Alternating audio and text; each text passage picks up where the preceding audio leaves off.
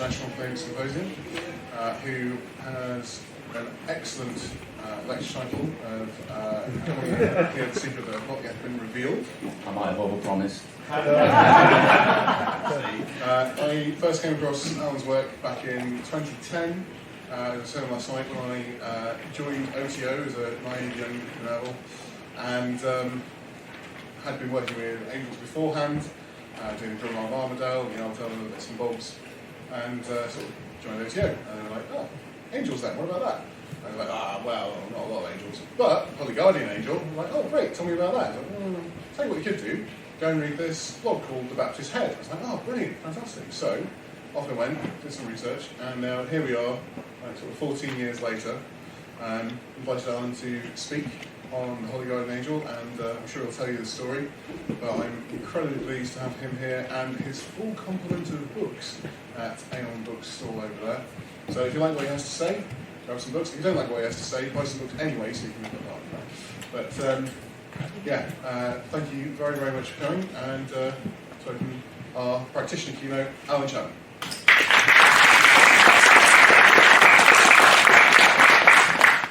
Thanks, Seth. Thanks, Mark, for inviting me to the return of the Thelemic Symposium. It's an honour and a pleasure to be invited to speak as a practitioner. I'm going to talk about the nature of the Holy Guardian Angel, and hopefully there will be some surprises along the way for people who are familiar with Thelema, which hopefully you all are. Okay. Better be good. Right, so in 2005 I joined a magical organisation called the Illuminates of Thanateros, or the IoT, and the aim of the IoT is mastery of practical magic, principally through group ritual, but with an emphasis on results.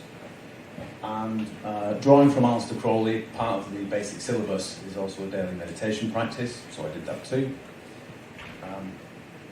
So I practiced magic, went on lots of magical adventures, and I did that until I began to experience magical results without doing the magic. I meditated enough to start experiencing mystical states and so on. And one outcome from that was my book, Advanced Magic for Beginners.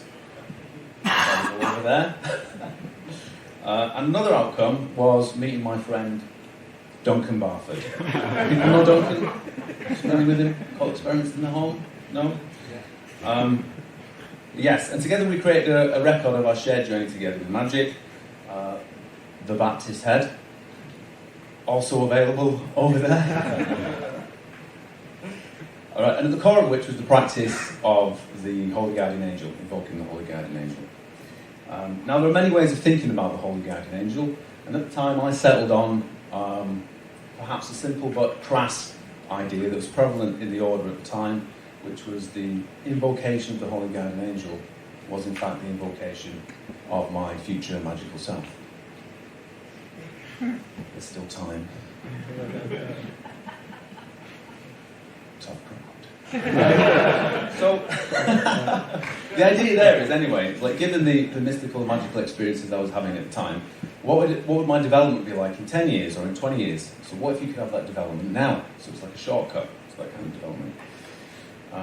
But given my experiences with practical magic, I couldn't see why I need to follow the traditional 6 months of daily invocation to have the initial contact with the angel.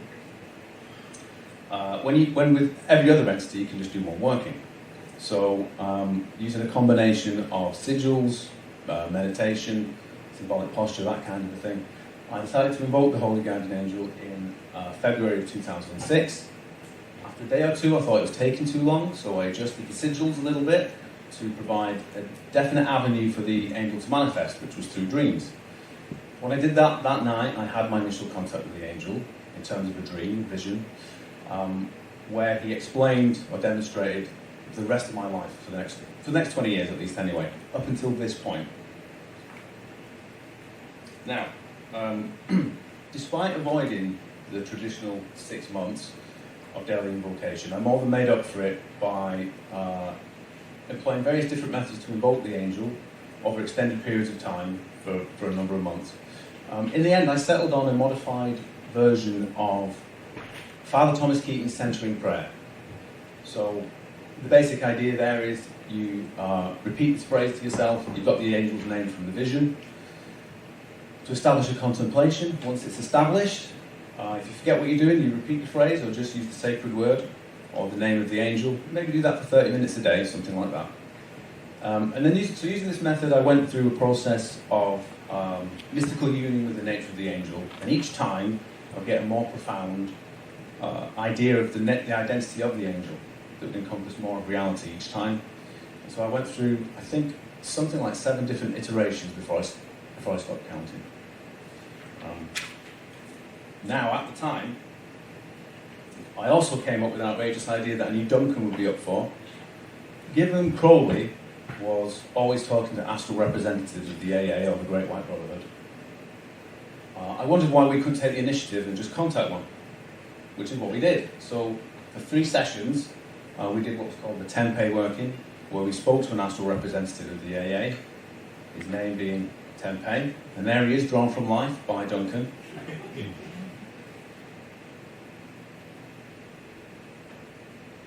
And he gave us an education in prophecy. Now, being a representative of the AA, the only thing he was interested in was our spiritual development. So despite all of our silly occult preoccupations and daft questions that we asked him, he managed to give us predictions for when each of us individually would experience the goal that we've been aiming at for so long, the Baptist said, which was awakening or abiding non-dual realization. Now for me personally, that happened in 2009, where I sat with a guru in India, ironically an American. His guru name was Arunachala Ramana, part of Ramana Maharshi's lineage. And after that event, my preoccupation with magic as a tradition just dropped away, and all I was really interested in was the naked reality of awakening and what it meant for human beings. Someone who'd read the Baptist Head asked me if I could help guide them through the same process that I described. I did, and that was the beginning of 10 years of teaching.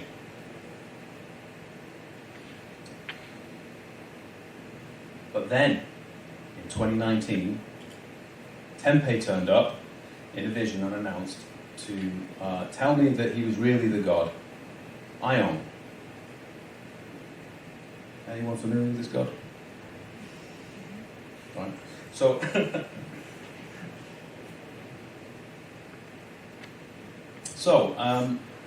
I got the band back together, went and found Duncan, gate crashed a casino retreat that he was in the middle of. Do people know about casino as a practice? Basically, you stare at a candle flame for 10 hours a day for about 2 weeks until you go mad. Yeah, that's over. Basically, yeah. So, yes, we did the working. I spoke to Ion, and he had this to say. He told me that I had a secret that I'd never told anyone, and it had 12 sides. It was a dodecahedron. Then, just over a month later, in May, I was in Pelion in Greece, on a small retreat, and I delivered a book, spoken aloud, from a different state of consciousness, made up of 12 teachings. And that was the dodecahedron. That's the book, Magia. It's not on that stand over there. So I couldn't get my act together in time. But the audio recordings for the 12 teachings, they're available for free from that retreat on my website, barbarouswords.com, as well as lots of other stuff. And now, bizarrely, following this thread also led me to creating a new branch of the AA. Funnily enough, based on a prophecy Tempeh had made and a rather dubious formal initiation I had into the AA about 10 years ago. So I formulated this new branch in order to transmit the Magia teachings, and I was then prompted to investigate Crowley's magical career, which is what this talks about. Now, I couldn't understand why I had to formulate a magical order along the lines of the AA, given that there's nothing about Magia that looks remotely Thelemic. And similarly, given I've got enough books of my own to be writing, I didn't understand why I needed to look at Crowley and write about him now. But now I do, after going through that process. So, let's begin by looking at the standard story of Crowley's magical career. So in 1898, he joined a magical order called the Golden Dawn, where he learned practical magic, and he had lots of magical adventures, and he was given the freshly translated Sacred Magic of Abramelin the Mage. And that's a medieval grimoire that prescribes praying to and making contact with your own personal holy guardian angel first, before you can then have the divine authority to command lesser spirits or demons for nefarious magical purposes. Right. Now, Crowley was really taken with the operation, so he bought the infamous Boleskine house. He never really got around to using it for the operation.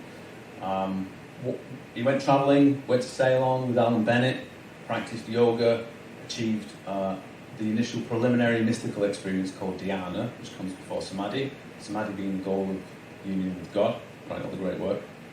He managed to achieve dhyana, but he returns to Boleskine, and he's bored with magic and yoga, and he gets married and decides to go off around the world on his honeymoon with Rose. And it's on their honeymoon in 1904 in Cairo that Crowley decides he's going to show his wife the air elementals or the sylphs.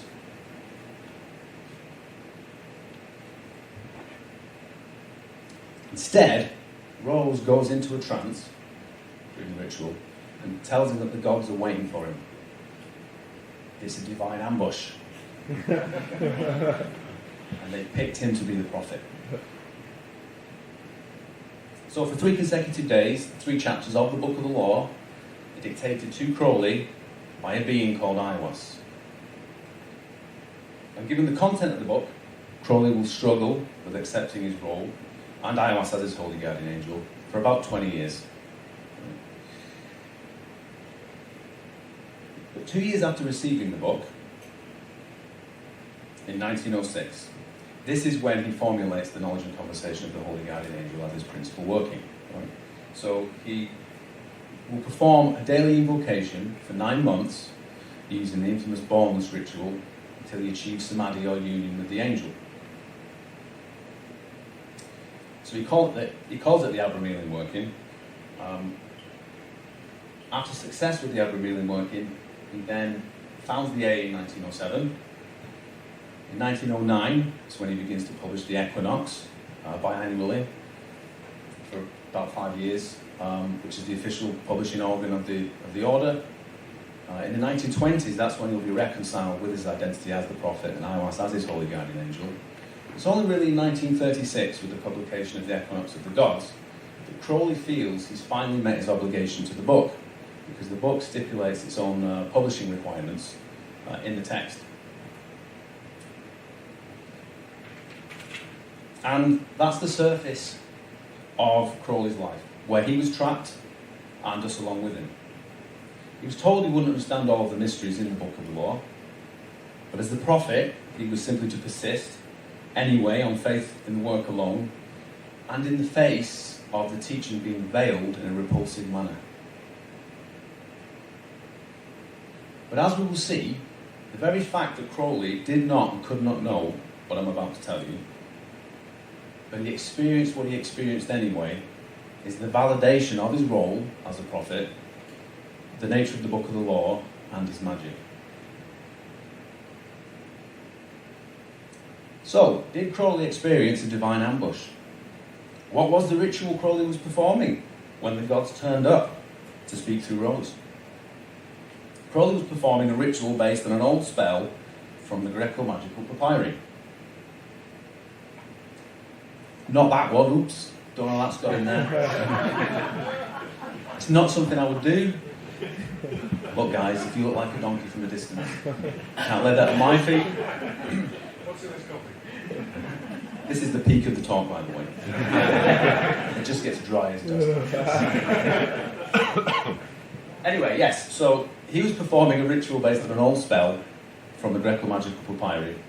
The ritual is called the preliminary invocation. It's based on this exorcism.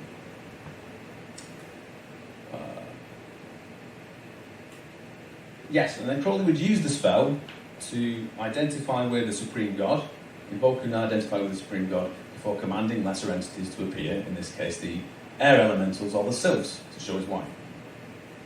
But who is this Supreme God that Crowley was invoking?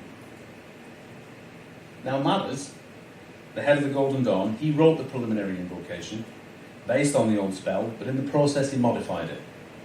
So, for Crowley, the spell is for invoking the Bornless One. But in the original translation, from 1852 by Goodwin, it's actually the Headless One, or what we call the Akephalos. Who is the Akephalos, or the Headless One? Today we know. Thanks to this banger.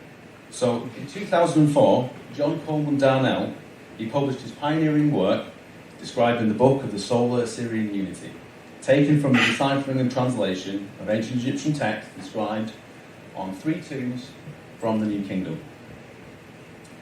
Then the core theological ideas from the inscriptions on those tombs then informs the papyri of the Third Intermediate period, specifically in Thebes in Egypt.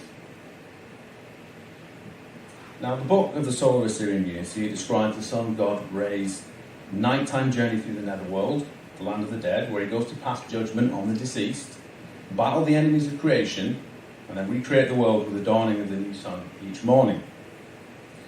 At the lowest point in the journey, Re encounters and unites with the headless corpse of Osiris. And Re Osiris is therefore known as the Akephalos, or Headless One, because Osiris is still headless, except now Re, as the sun, is his new head. In the book of the Solar Assyrian Unity, Re Osiris is described as the supreme god or giant deity of the eastern horizon. His feet in hell and his head in the heavens. And he's also given alternate names depending upon which aspect of the god the text wants to emphasize. So this guy is also known as Abrasax, or Abraxas.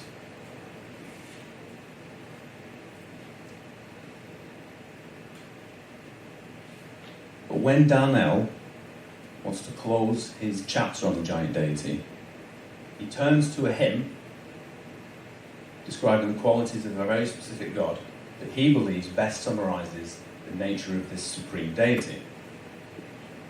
And it's a hymn to the god Re-Herakti. Not the response I was hoping for. Crowley would know this god as Ra-Hor-Khuit. It's the god that speaks in the 3rd chapter of the Book of the Law. Right. Now, Crowley didn't know any of this, and he couldn't have known any of it. And yet, he invoked the god, and the god turned up. So what does that mean? Magic's real. Yeah? Now, before Crowley wrote the Book of the Law, stay with me guys, before Crowley wrote the Book of the Law, a version of Re-Herakti, or Horus, guided Crowley to the funeral stele of Ankaf Khonsu in the local museum. Now, Ankaf Khonsu was a priest who lived in the 3rd Intermediate period in Thebes. Fancy that. Now, as a funeral stele, right, it depicts Ankaf Khonsu in the netherworld, so he's dead, right, standing in front of an enthroned Ra-Herakti. He's being judged. On the reverse are 2 spells from the Book of the Dead, and they're specifically concerned with the weighing of the heart ceremony, or the judgment of the deceased priest in the afterlife. And the spells are there to guarantee a favourable judgment, and success in surviving what's called the second death. Because in the netherworld, at a certain point, you're going to die. Some people will just face total annihilation, because they've had an unfavourable judgment. Some will continue to experience union with the goddess Nuit and to become a god. Right, and that's the second death. So that's what these spells were for.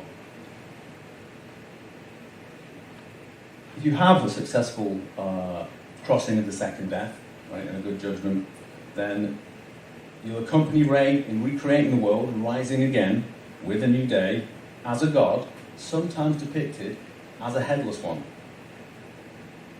Sometimes as a star, as I mentioned, in the body of Nuit, or not. After encountering the stele, Crowley puts the inscriptions from the stele into poetry for inclusion in the writing of the Book of the Law. And then the Book of the Law itself makes complete sense once we notice one important fact. As soon as Crowley is mentioned in the first chapter of the Book of the Law, he's identified with the dead priest. So just like that, Crowley's now in the netherworld facing judgment, just like the rest of us.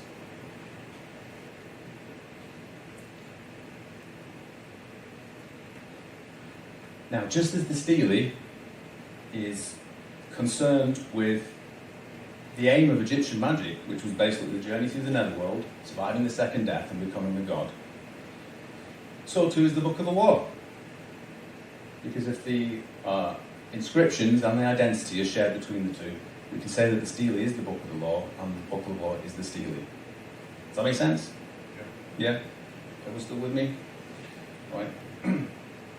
Crowley didn't know any of this, but he also he must have intuited the fact, because in his confessions, when he's considering Thelemic, or the Book of the Law, as the ideal orientation for what he called crossing the abyss, or going through the mystical process that leads to Samadhi, he describes the book as a passport through Hades.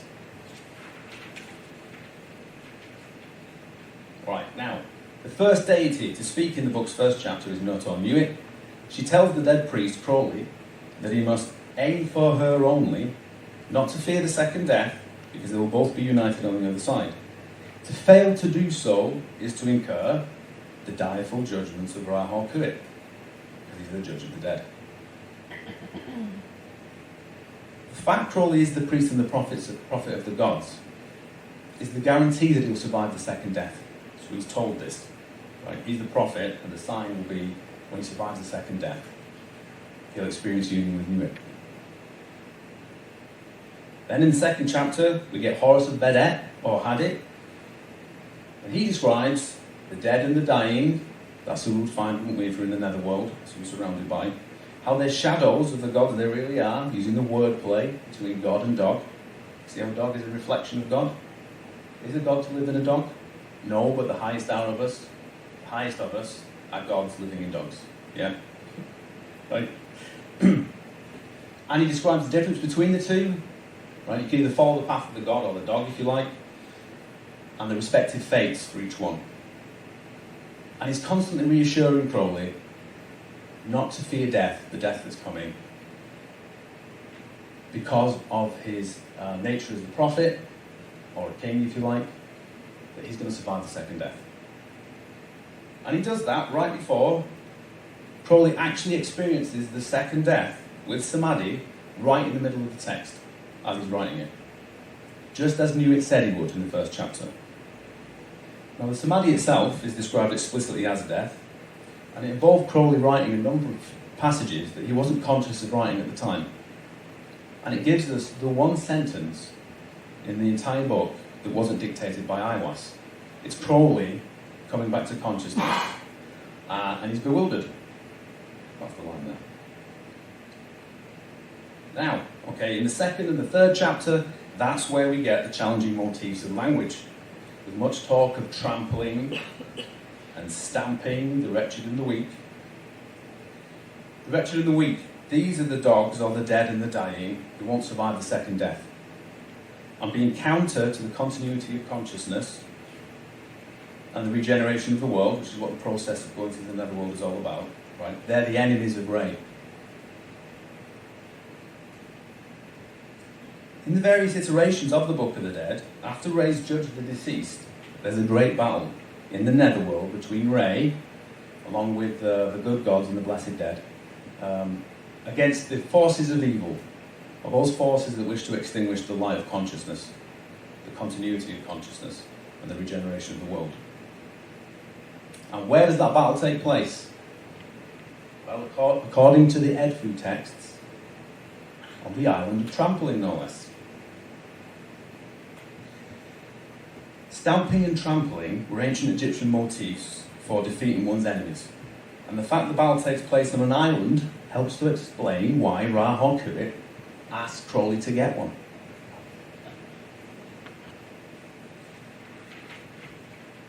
Crowley didn't know any of this, nor could he have.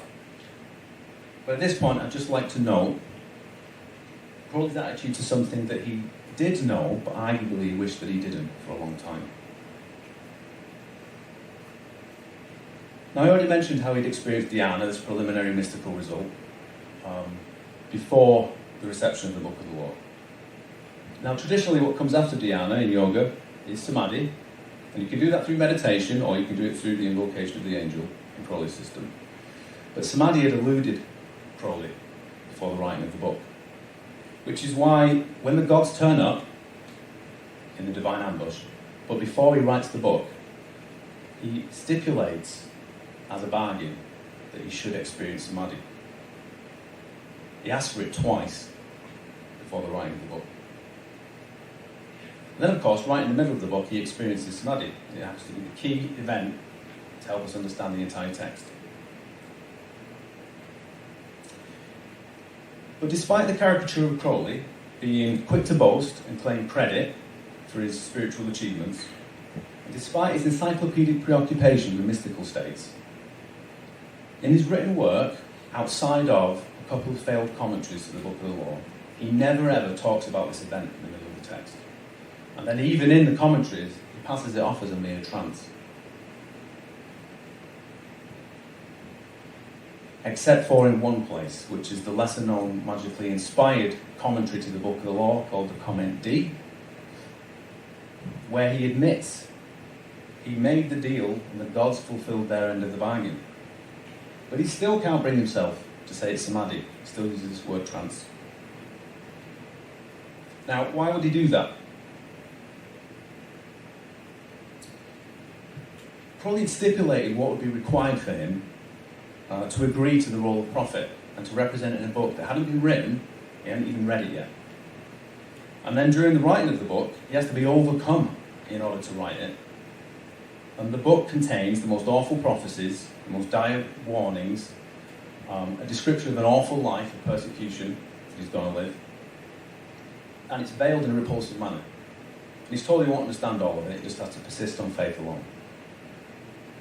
So the samadhi wasn't merely a mystical experience he'd asked for. It was the sign of his conscious assent to an awful responsibility that he couldn't get out of, because he'd agreed to it consciously. It was the seal of his status as a prophet. And it was contained there in the first chapter before it happens. Now this caused a dissociation in Crowley that he didn't really come to terms with for 20 years, and arguably he never got over the catastrophe of the book.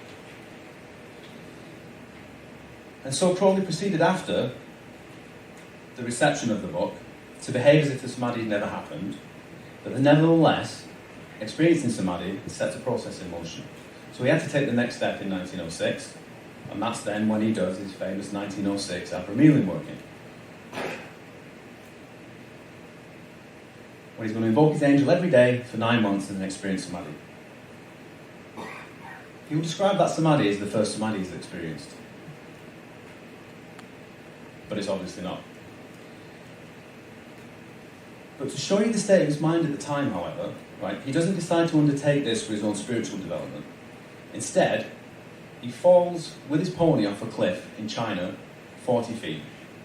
And then when he reflects on the fact both of them were unharmed, and he was unharmed yet again after escaping death a number of times on his travels, he concludes that he really must be who the book says he is, the priest and apostle of infinite space. And what has he come to teach mankind? Apparently not Thelemic. No, he's come to teach the knowledge and conversation of the Holy Guardian Angel.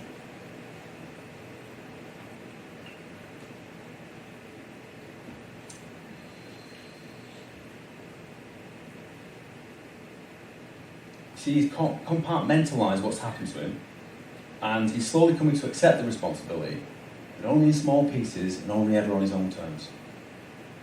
It's only into the 1920s, that it takes to the 1920s before he accepts ayahuasca as Holy Guardian Angel. It takes that long. Now, Crowley calls this work the Abramelin operation, but he doesn't follow the exact instructions from the book. Instead, he follows the idea of what magic is from the introduction by Mathers. In Mathers' edition of Abramelin, which, remember, was Crowley's first introduction to practical magic before he'd done anything else. Right? Mathers tells us this. He says, it's Lenormand who points out in his work on Chaldean magic the great difference between this and the Egyptian was that the magician of the former school, the Chaldean, indeed invoked spirits, but that the latter, the Egyptian, allied himself with and took upon himself the character and names of the gods to command the spirits by. In other words, you identify the god first. And then, in other words, the most profound system of white magic which it is possible to conceive. That's what Mathers says. So this is Crowley's idea of what magic is.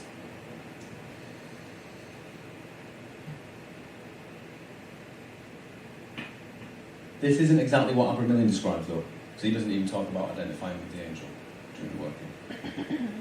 Now, Mathers will put together another book, the Goetia. He won't finish the project, but Crowley will, and inexplicably, without comment, he inserts the preliminary invocation in the text.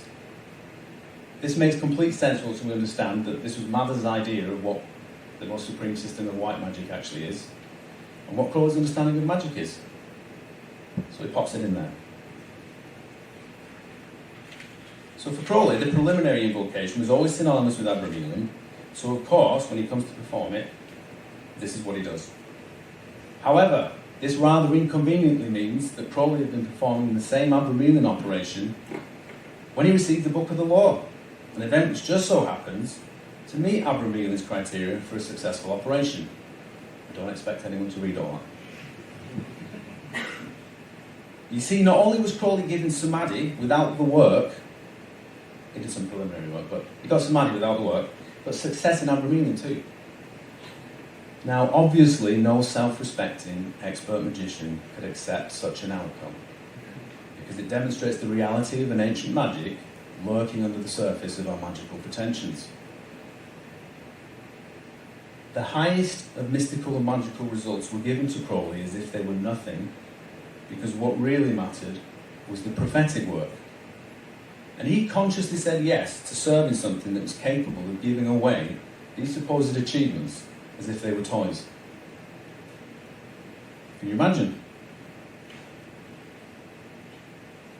Alright, now onto the method itself.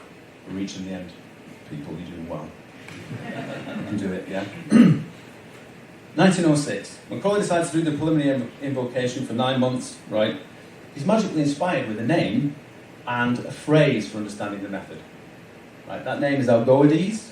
He was familiar with it from the invocation of the High Genius by Alan Bennett in the Golden Dawn. That's where he got that from. And invoking often, that was a phrase from another introduction to another old book by another founder of the Golden Dawn, William Westcott, and his Chaldean Oracles. This is a contemporary collected works.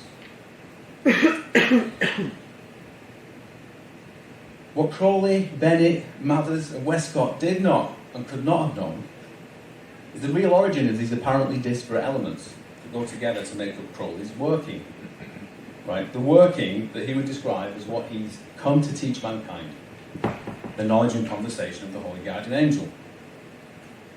Now we know that the title is taken from Mathers' edition of the Sacred Magic, but what Crowley means is what Mathers meant by ancient Egyptian magic, right? And the preliminary invocation fulfills that role. But where did Mathers get the idea? He said he got it from the Normans' Chaldean magic, who in turn, ironically, cites the Neoplatonists as the best example of ancient Egyptian magic from the ancient world. The irony, of course, being that they weren't ancient Egyptian. They're actually Chaldean.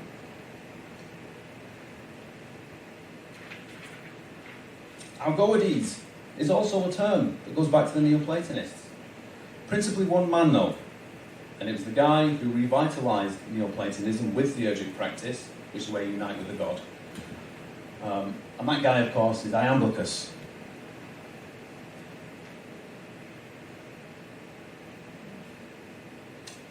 But who did Iamblichus look to revitalise Neoplatonism? He looked to one source. That source was the Chaldean Oracles. And of course, invoking often, we've already talked about it, is a direct quote from the Chaldean Oracles.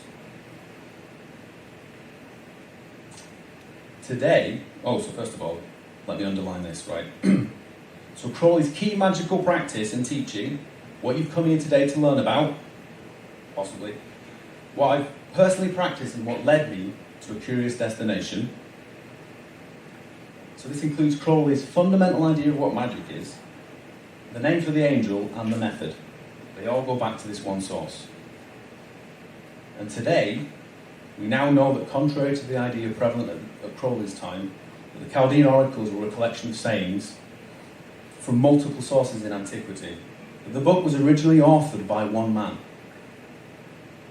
Julian the Theurgist, and the book would have been one single work spoken aloud from a mystical state of mind. Almost 2,000 years ago, at the end of an age and at the beginning of another one. See, Crowley was part of a tradition he didn't even understand to exist.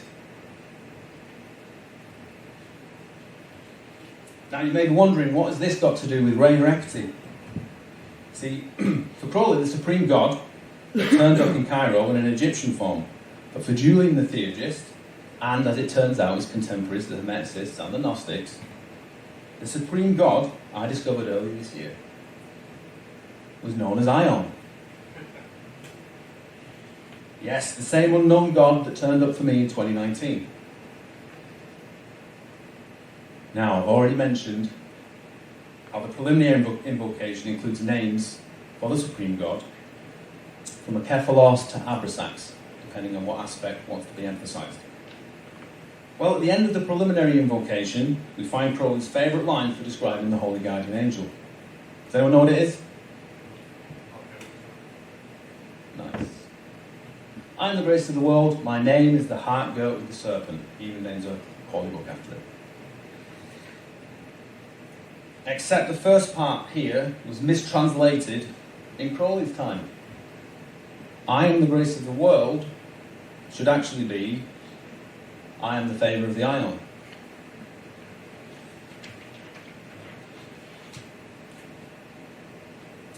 Before I knew any of this, and just after the magical working where I spoke with Ion back in 2019, I put together a prayer for the god based on how he described himself and why he'd made the contact in the first place. After lighting a lamp, in Magia we say the prayer before any magical practice. And I now understand that that prayer is the invocation of the supreme god, right? And it comes before any working as the most profound system of white magic which it is possible to conceive. Right? And this is the prayer. These were his words. This is the new offering of a new Aeon, when the men and women of alabaster shall walk the earth. And though it may burn, the forest will not be destroyed. We look to the west to find you. Out of the setting sun we call you. Ion, for this is your true name, and you are true God. Ion, we have returned to the west and stepped into the vanishing light. We call upon you to gather us up and give us the strength to make of us your avatars, the men and women of alabaster, that protect the forest and do not burn.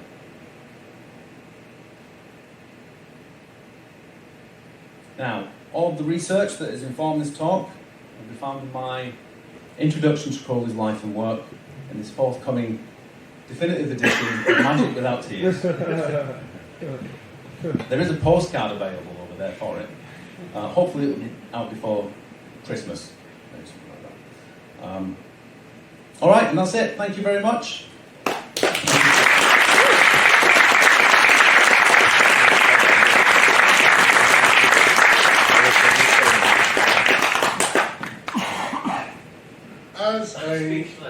As a Thelemic who buggers about with the headless right a lot, that was personally very gratifying, so thank you, Archie. But honestly fascinating. I love the research of that, and we'll come back to Alan for our Q&A.